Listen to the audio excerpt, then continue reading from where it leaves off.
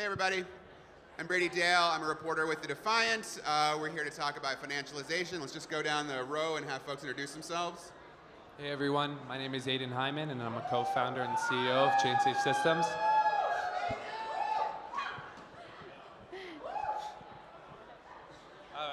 Okay. At Chainsafe, we're an 110-person blockchain research and development firm, and our mission each and every day is to build the infrastructure for Web3. You guys really got to eat the mics in this room, so get right up on it. Hi everyone, my name is Vanessa Gurley. I'm the head of portfolio growth at CoinFund. We're a multi-strategy asset manager. We invest in early stage projects focused on Web3, and we've been doing that since 2015.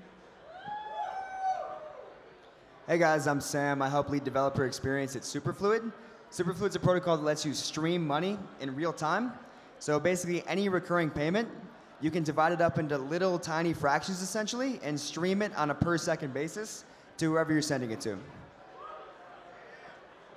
Cool. So backstage, we were just kind of talking about the topic area, and these guys were just sort of taking it. So why don't you guys just go back to where you were a second ago and give us the context again.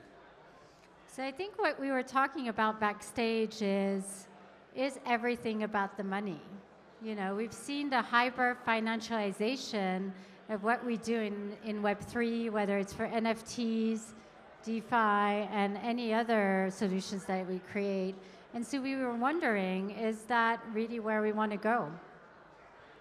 Yeah, I mean, absolutely. That's just such an important aspect that I think we really do need to miss. really get in there.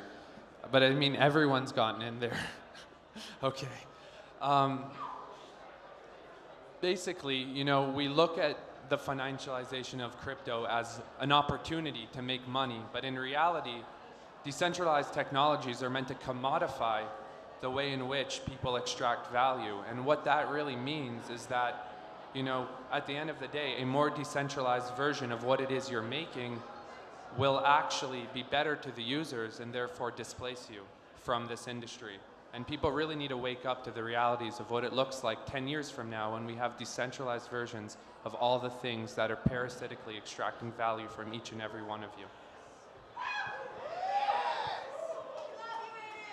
Yeah, so to build on that, I think that we're seeing a really interesting intersection between culture and money in a way that we really haven't seen it kind of happen before. I think it's very cool that things like NFTs and DAOs can enable liquidity for people that have a lot of creative ability in a way that they might have had to effectively sell their soul to a Spotify or a gigantic centralized institution in the past. So while I do think we need to be careful that this doesn't become 100% about the money, I do think there's a huge advantage to being able to allow those who have creative ability to monetize directly via some of these decentralized methods like NFTs or things similar to that. I agree. I think we come from a really bad place where the structures and the power structures were so defavorable to creators, and that, you know, they were not able to monetize anything. And now we're going on the other spectrum where they can monetize anything. And the question is, like, how do we determine value about, you know, what we create, what we share, how we show up in the world? There's a lot of status symbol also. So think about PFPs and things like that. If you put your CryptoPunk and you've, you know, attested that it's yours, basically you're just showing up in the world as owning X amount of millions of dollars. And so is that a good thing? Yeah, I mean, absolutely. I think what we're really seeing is that a technology that's meant to be inclusive is being used as an exclusive means of signaling your net worth. And that's an absolutely disgusting thing to see in our space. You know, that is not the point of what we do. You know, at the end of the day, even things like CryptoPunks, you don't own the IP. You can't really do anything with it. And so we really need to wake up to the true realities of what it looks like when people are taking advantage of the lack of knowledge that exists. And you know, what we're also seeing is that people, artists that already have millions and millions and millions of dollars are now just creating an NFT version of whatever it is they were doing before. And that's great that they can do that without their publishers or whatever, but that's also taking away from the opportunities of young people, of people that are new to a certain space and are really trying to make a name for themselves. And so we really need to stop idolizing and glamorizing people who already have everything they need and actually giving the opportunities to the people that need those opportunities, which is the point of democratized finance.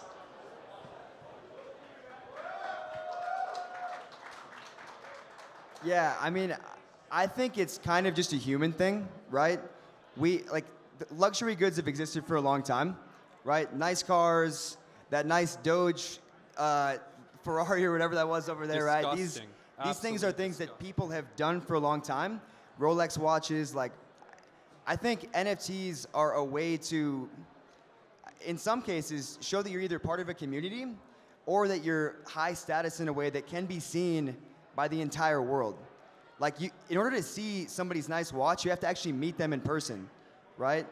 To see that, if you go on Twitter and you see someone's CryptoPunk profile picture, like that does mean something. And it might not be amazing that it is kind of a status good, right? It's kind of one of the uglier sides of humanity, but I do think this is just another extension of what has already existed for a long time. That's my take on that. We're seeing also another movement in gaming where there's kind of a negative reaction right now to the hyper-financialization of gaming and the idea that you can own the assets and trade them and sell them, whereas before you were just having fun as a gamer and engaging with the game. So we're going to see also some tensions here. Some people will be very excited about it and about the opportunity, let's say, for play to earn and others to increase their revenues. And then some who are in it more for the fun are going to say, well, this is not what I came here for. I'm not here in like a super financialized, competitive world. I just want to have fun. Yeah, absolutely. And I think that starts with tooling. And so just to shill for a second, we have a gaming SDK, which is non-custodial, blockchain agnostic, and really empowers people to build games within the Unity world that allow them to just focus on what they know, which is building fun games. And the issue with what we see is that now there are so many blockchains that are going to be incentivizing people just to build games on their chain. And in reality, we really don't need that. We need people that are able to move from chain to chain, from infrastructure layer to infrastructure layer, as the economics of their game demand and their users demand of them. And this is a really scary thing, that we're seeing vendor lock be an absolute massive part of our industry. And what that really means is that we're just building the same thing over again without people really knowing that we're doing it until it's too late. Yeah, one question actually I have for you on this is, so one big thing with NFTs is fractionalization right now, right? It's an interesting way to effectively get liquidity on these assets that can kind of be illiquid. How does that work with like an in-game asset? Have you seen that like come up as an issue at all yet? Sorry, what the issue being? The issue being, like, if you fractionalize an NFT, how do you decide who actually owns the NFT, and then who actually gets to use that in-game asset? Do you see this as being a problem in the future? I mean, I think derivatives that people don't understand are always an issue. And so I think what it really starts with is educating people and making sure that people understand what a derivative is, what it doesn't mean. And so I don't think there's really an answer to that question, and it really depends how people are fractionalizing things and what platforms they're using to achieve that. Because there really isn't a silver kind of bullet for what fractionalizing means. But maybe to take a step back and to talk about the McLaren Doge, people are somehow proud that a DAO decided to piss money away to buy a McLaren to somehow flex how cool their DAO is, when in reality, I'm pretty sure someone told me it's registered in Ohio.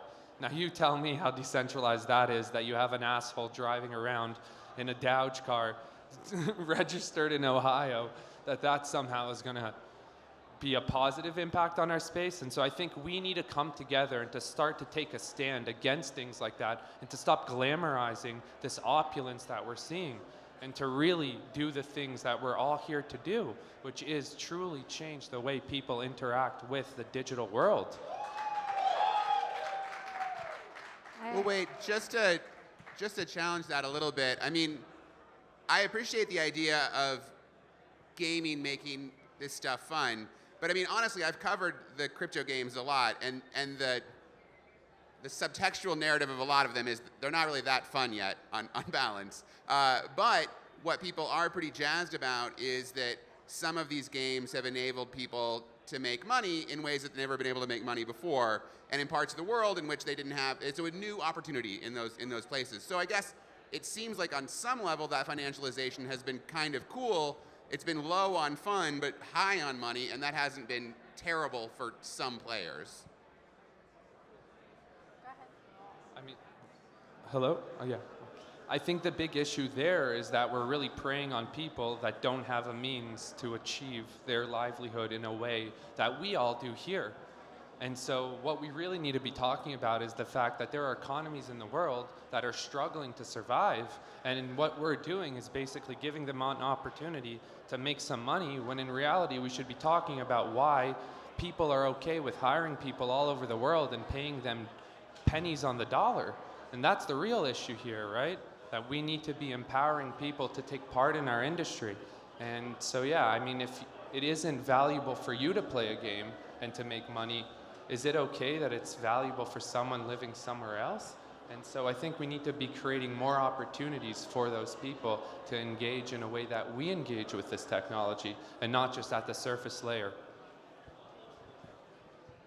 Yeah, I think decentralization and financialization have been, I mean, at least initially we wanted to give access to more people, right?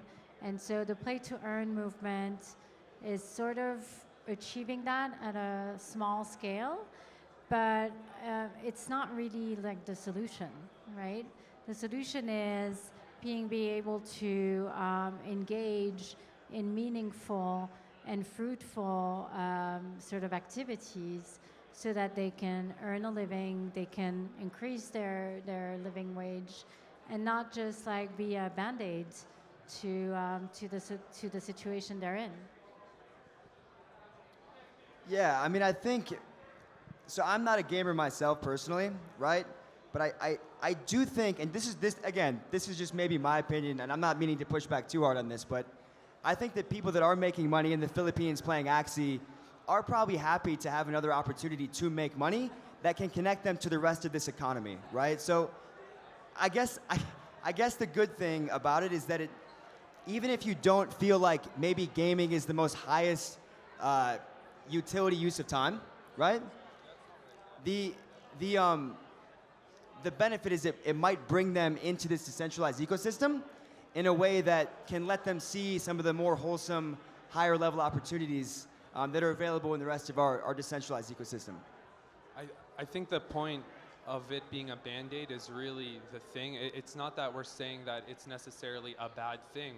However, there's more to this complex issue than just let's get people to play these games and somehow make a living out of that. And so I don't think anyone is suggesting that it is nefarious or that anyone is really taking advantage of anyone. However, these are complex issues. These are socio-political issues that cannot be solved at the application layer. These need to be solved at every layer of the stack. And I think that's all that we're trying to say here, as opposed to, we're somehow taking advantage of people in other economies. And so I think there's definitely no malice necessarily. However, there's definitely more to this complex issue than a lot of people are willing to talk about, and that's something that, we as a community need to own and be okay with talking about and trying to really explore. Yeah, and one other thing we talked about is sort of the social police and police state that we might end up with when we're just looking at financial behavior and other on-chain behavior, and how would people, you know, put you in certain categories once, you know, your online activity, on-chain activity is determined. And I think that's what we're going to see in China a little bit with the digital yuan and the capacity of people to surveil your activity and the way you engage in the world financially and otherwise. And that's something we should all be concerned about because if we aggregate all the solutions together and we're not thinking about this, we might end up in a really dystopian future. Yeah, I mean, we need to be careful for sure. We're building like a new global financial system, right? And we want to make sure that everybody is included in this in a way that benefits them and their communities in a very real and lasting way, right? And one thing to kind of maybe shift gears a bit, one thing that I am really excited about is the sheer level of opportunity that crypto seems, and Web3 more broadly, seems to be providing to people in places that, you know, might not have been like the center of the world before, right? I've seen so many amazing faces and amazingly talented developers, builders, and artists, that even just this week, that are from, like, they're not from the United States, right? They're not from, like, bigger cities in Europe. They're from everywhere. And I'm really, really excited by the fact that we can provide all of these opportunities to people in all corners of the world. And I'm curious as to what kinds of things you guys are excited about in this, like, I guess, more egalitarian new financial system we're building. I see some really exciting solutions about uncollateralized loans. So the ability to not have to show already that you have money in order to have more money. So I think if we're able to crack that issue, I think that will be really, really interesting.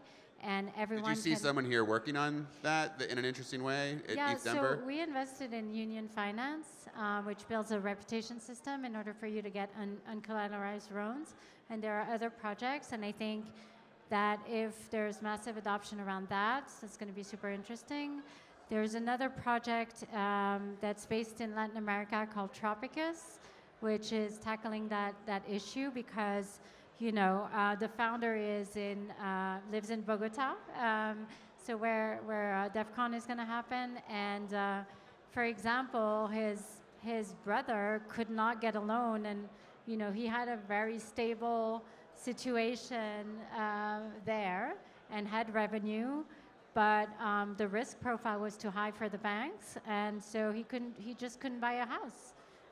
So you know, solutions like that are where there's pooled assets and pooled risk management in order for people to get loans, I think will be super exciting. Yeah, definitely access to credit, especially for people all over the world, for young people. I mean, being from Canada, it's a really tough situation we have where, you know, young people really have no access to real estate in any way whatsoever anymore. And it's a really scary situation. And there really isn't anyone but our big banks who can potentially empower you to get to that place. And so unless you have parents who are able to help you with a security deposit or the whatever, I forgot the word for it, but you're basically fucked until you're in your 40s. And that's just how it works in Canada now. And it's a really bad situation. And so if we can empower people to collectively take, you know, ownership of this new financial system and start to build reputation layers and layers of trust that we can work together to start to create this parallel polis, this parallel polis, where we are creating alternatives. Because at the end of the day, that's what this is about, right? This isn't about forcing people to do and act in a way, but creating alternatives for them to achieve the things that they want to achieve in a much more free and a much more empowering way. Yeah, I definitely agree. I'm very excited by different things that can help people get access to capital. And I'm also excited by some things in the payments world that I believe can be done better in crypto than they were done in the traditional way. So one example of that I'm excited about, I guess kind of within Superfluid, but also just more broadly, is early wage access, right? Like, should you really have to wait 2 weeks or a month to get paid at the end of the month? I mean, there are people that are working hourly jobs all throughout the world. And sometimes, like, especially if you start a new job and you've had a little bit of a gap in your work experience, you might run into cash flow problems and not have enough food, or not have enough money, I'm sorry, to eat on Friday when payday is, even though you've already worked and earned your money, right? So because we're building new financial rails that are more flexible and more extensible, right, we can do things like stream the money in real time and make sure that they have the money that they've actually earned in real time. We can do things like provide early wage access in a way that's easier than the way we have to do it to traditional ACH and financial system. So these are the kinds of things that I'm also really excited about more broadly. Do you guys know about Pool Together? Are you familiar with Pool Together? If folks don't know, it's like sort of gamified savings. Sort of a little ironic when it started. It's gotten a little expensive to use because of Ethereum fees, but yeah, people could stick some money aside and sometimes they would win all the interest on a pool. It was lossless lottery, so kind of a similar thing.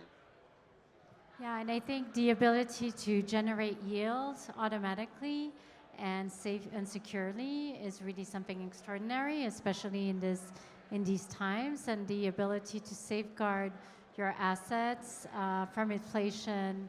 I think we're going to see a lot of pain in the coming months, and I think a lot of people in emerging countries, in the US and in Europe, will be able to have a sort of an oasis of stability during these times of financial crisis. And I think that's incredible. And I hope everyone will take advantage of that. Yeah, no, I 100% agree. And I think there are interesting ways to use things like NFTs to help with some of this stuff. One way is actually an example that we've seen built at a lot of hackathons called the tradable cash flow. So if you have an NFT that's receiving a cash flow with Superfluid, you can make sure that 100% of the incoming payment goes to whoever the owner is.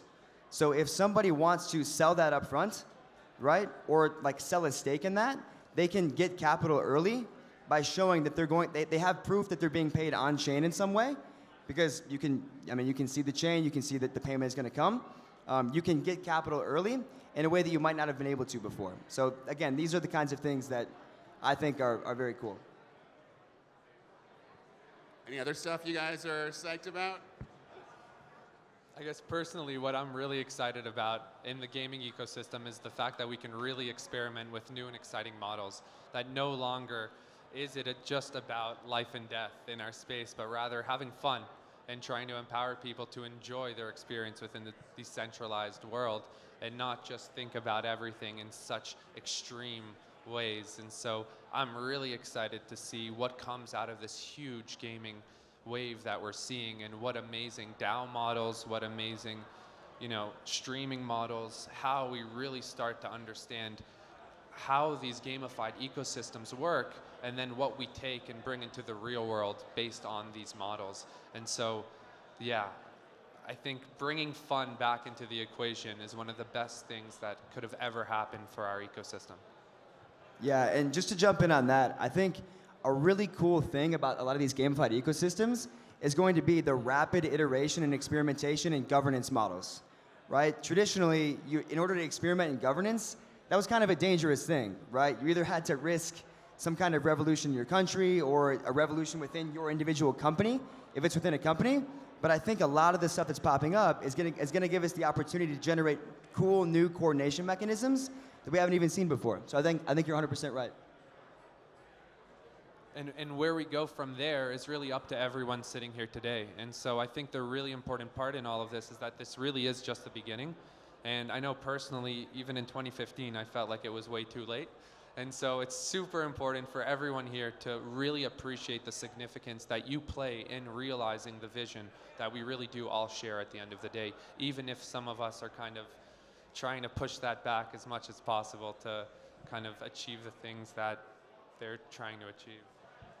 Yeah, it's really exciting to see that this has become unstoppable, and that we'll be reaching 1 billion people, 2 billion people, 3 billion people in the coming 10 years, and that despite the criticism that we put in at the beginning around the extreme financialization of the sector, this will unlock so much for the worldwide population, right? And create a new infrastructure.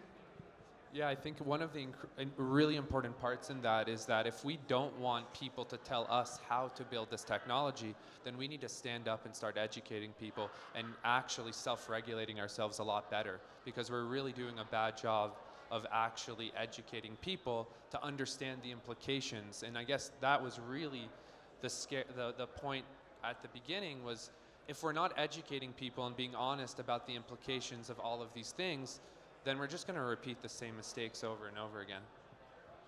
Yeah, I really agree with that. You know, and I think one thing that people here should recognize is that you can learn this stuff faster than you think, and you shouldn't just assume that because you're new to the space that everybody automatically knows way more than you and that you should just defer to whatever they say, right? You have a lot of agency, and a lot of times I will just happen upon some new interesting website in the space, new interesting newsletter in the space. I'll read something, and then I'll bring it up in an event like this with a bunch of other people that I sometimes assume like are way more knowledgeable about me about certain topics, and I'll bring something new to the table just because I happen to see this new thing, right? It's one of the benefits of being early, right? And the benefit there is that you really can make a pretty big impact, regardless of where you're starting. We just got the time, sort of last few minutes flag. So any final thoughts you guys want to give to the world? Everybody looks at me, starting with me.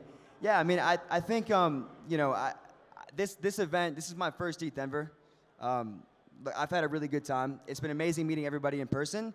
And I think that the in-person aspect of this industry is actually pretty fun, right? My entire experience in this has been through Discord and virtual. But, you know, it's good to come to events like this and meet all of you. And, you know, I'm grateful that, you know, all of you are here and we've had a good time. Yeah, one word about values and governance. I think this is the key to the success of what we're here for.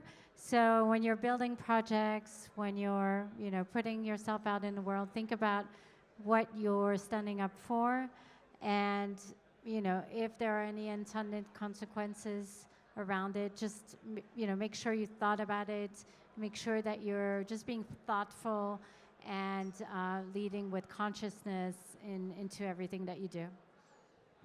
Yeah, thank you for saying that, because I think we're really missing that in a lot of kind of these new areas in which a lot of maybe unaware people are coming into this space and maybe just seeing a way to apply their knowledge from the Web 2 world, but in a Web 3 context. And it's just really important to understand that that doesn't really work necessarily. It can work, but it doesn't always work.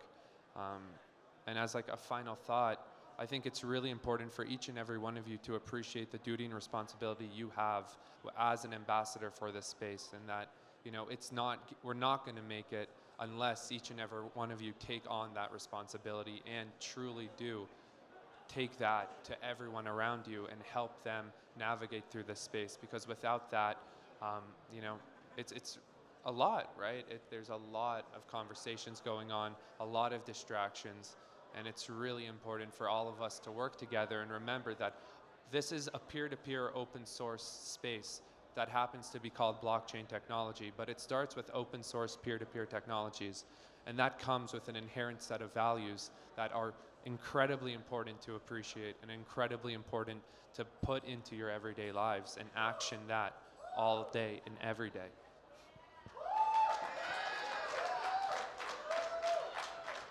Cool. Peace, everyone. Have a great night.